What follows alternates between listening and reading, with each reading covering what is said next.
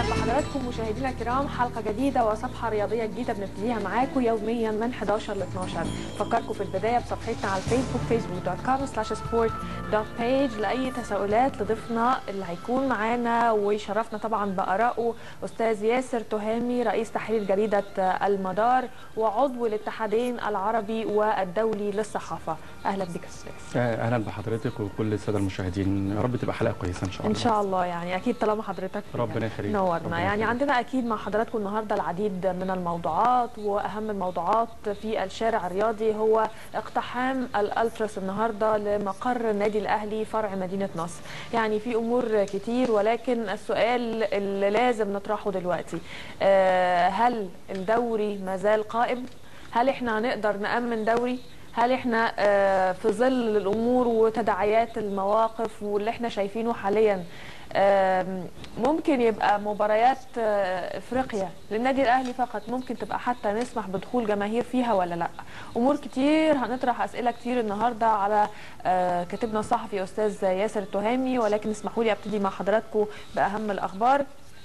يعني عندنا العديد من الأخبار المحلية وأيضا العالمية، والبداية بأهم الأخبار مع حضراتكم. بلاغ للنائب العام من الأهلي ضد الألتراس، أبو ريدة بيفكر في الانسحاب من صراع الجبلية. موضوع طبعا انتخابات الجبلية ما زال مستمر، يعني بعد استبعاد وانسحاب لواء محمد عبد السلام من صراع وسباق انتخابات الجبلية.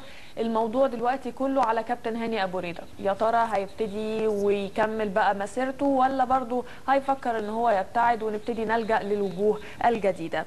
مواقع يعني تصريحات الخبير التحكيمي ناصر صادق، التحكيم المصري بينهار بسبب مصالح عصام صيام. تصريح خطير، هنعرف التفاصيل مع حضراتكم بعد قليل. ولكن ايضا الألتراس بيقتحم الأهلي ويحاول الاعتداء على اللاعبين. الجبلية بتنفي تدخل الرئاسة في إلغاء ودية إيران. ودية إيران دي يعني المفروض كان مقرر لها يوم 12 أكتوبر، وودية تونس المفروض كانت يوم 16 أكتوبر. ودية إيران هي اللي كان عليها الكلام حسب ما قيل وتسرب من أخبار.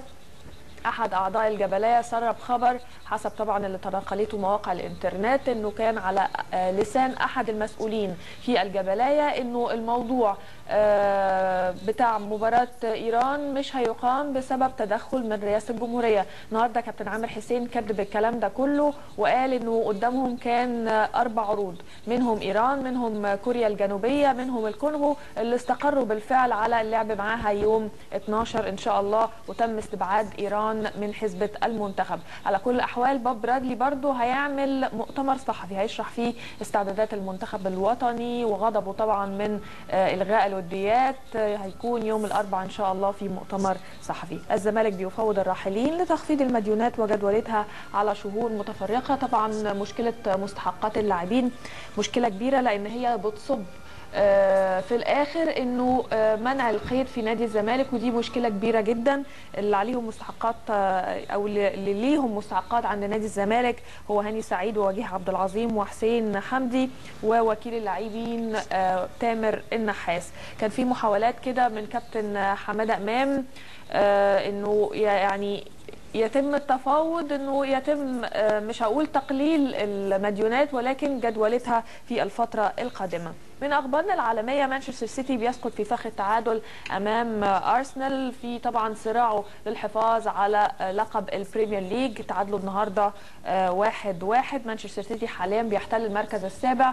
على الناحيه الثانيه الارسنال في المركز الخامس. النهارده احرز الاهداف المان سيتي، كان هو البادئ بالتسجيل في الدقيقه 40 جوليان لاسكوت، وتعادل الوافد الجديد المدافع الفرنسي لوران كولتشيليني.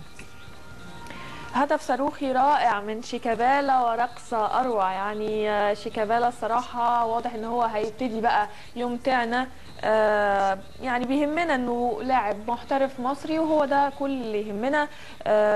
ده شيكابالا النهارده يعني ساهم في فوز الوصل الاماراتي برباعيه ل1 على الوحده في افتتاح مباريات دوري المحترفين الاماراتي. على فكره برضو من خلال الاسبوع الماضي كان في هدف اخر لشيكابالا شيكابالا كان في شباك اتحاد كلباء في كأس الاتصالات، كان يوم الثلاثاء اللي فات.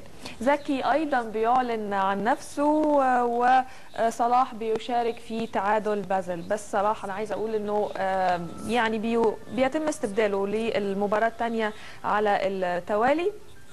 لاعب بازل السويسري بالتأكيد. زكي لاعب إلاسبورغ التركي، اتعادل فريقه 1-1 مع بورصة سبور. هاتريك ليستر سيتي بيحرم أنصار المحمدي من الإنجاز رقم 19. أنا عايزة أقول إنه إنجاز ال 19 عام ده، لأنه المفروض نادي هال سيتي اللي بيلعب له المحمدي ما حققش 3 انتصارات متتالية من إمتى بقى؟ من 19 سنة. وبكده يبقى وصلنا مع حضراتكم لنهاية أخبارنا المحلية والعالمية. عندنا طبعا المزيد من الأخبار والتفاصيل وقراءة أيضا في منشطات صحافة الغد مع ناقدنا الرياضي أستاذ ياسر تهامي. مع حضراتكم بعد الفاصل.